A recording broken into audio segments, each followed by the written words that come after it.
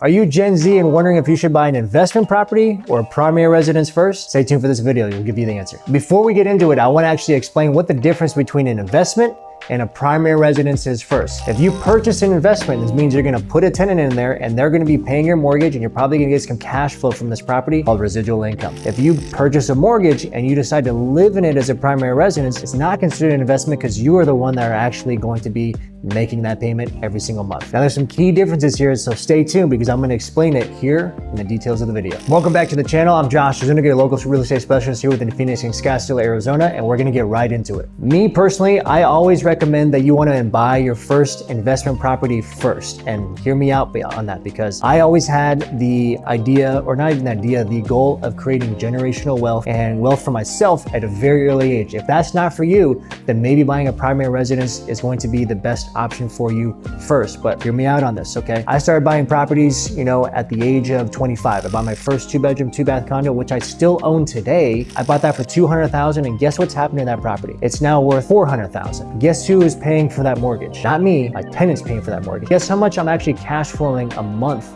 on that property? I'm cash flowing over $1,000. And last and most important, guess what I get to do with my taxes for that property? I get to write it off as depreciation, and I get to reduce my tax liability every single year because I own that single property that I bought almost 10 years ago, and it's still working for me. And I don't have to do anything for it. I have to manage it, yes, of course, but it's not really hard to manage. If you are looking to create generational wealth for yourself and you're looking to actually get ahead of the game and not be in middle class anymore, I highly recommend, if you're in Gen Z, that you start investing today, or at least starting to have the conversation. Read the books, listen to the podcasts, listen to the audios, go to the seminars, educate yourself as much as possible in order to figure out what is going to be the best financial investment strategy for you, and also because you want to think about maybe your family in 5-10 years when you decide to get married, if that's going to be the best option for you. Now, there's nothing wrong with buying your first property and being your primary residence, okay? We all have to start somewhere, but I want to make sure if you do buy that primary residence and you do have a goal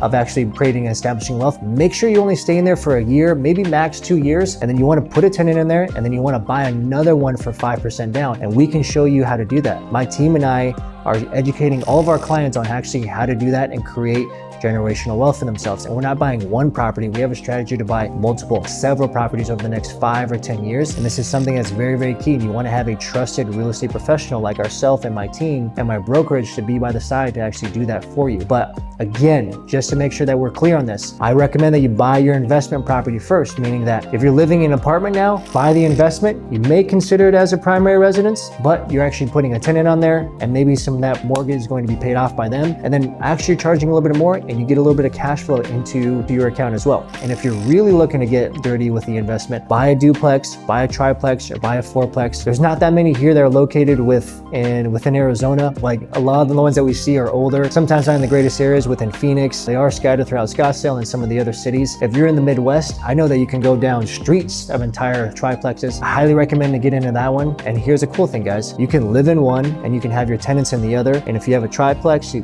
can have 2 tenants. And if you have a fourplex, you can have 3 tenants. That is the way you actually want to go, because then you're actually living for free and you're getting cash flow. It's a wonderful thing. It's a wonderful hack that I highly recommend. I wish I would have done that if there was actually some available inventory at that time, but there wasn't. And that's why I bought the condo when I was 25. If you're going to do the primary residence, like I said, make sure you live in there for at least a year, and then you want to do some type of either upgrade or change locations, and then you can actually buy your second property and start your investment journey. If you found this video helpful and you want a trusted source or a trusted individual or a trusted team to actually help you along with this investment journey or this future sale or this future purchase, please feel free to reach out to me. You can visit me at my website at joshzuniga.com or reach out to me at info@joshzuniga. We'd love to help you. We'd love to talk to you, have a coffee, have a lunch, whatever it may have you. And we can't wait to see you on the next video.